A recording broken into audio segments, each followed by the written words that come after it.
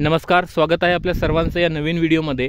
या व्हिडिओमध्ये कापूस खत व्यवस्थापन तर शेतकरी बंधूंनो, आपल्या समोर या खताच्या बॅग्स आहेत।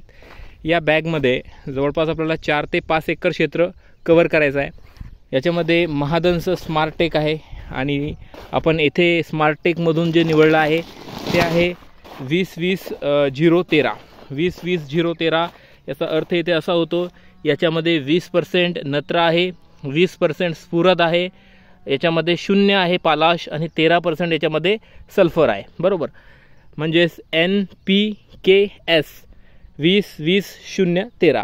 आता येथे आपल्याला जवळपास 2 बॅगा जर आपण याच्या टाकल्या तर या 2 बॅगमध्ये आपल्याला 20 किलो नत्र जाते, 20 किलो स्फुरद जाते आणि 13 किलो सल्फर जाते। याच्यात पालाश नाही आहे, पोटॅश याच्यात नाही आहे। आता याच्यासाठी आपल्याला काय करायचं आहे, जवळपास 3 बॅग जर आपण याच्या टाकत असाल तर 3 बॅगला 1 बॅग आपल्याला पोटॅशची घ्यायची आहे।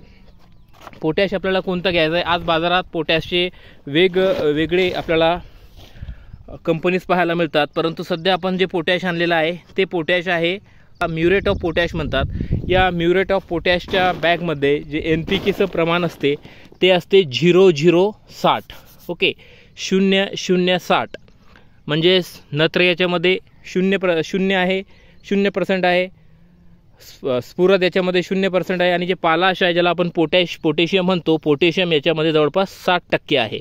तर अशा प्रकारे आपल्याला 3 20-20-013च्या बॅगसाठी 1 बॅग आपल्याला MOPची म्युरेट ऑफ पोटॅशची वापरायची आहे। जर आपल्याला याच्यासोबत नत्र घ्यायचं असेल तर आपण 1 बॅग युरियाची सुद्धा घेऊ शकतो।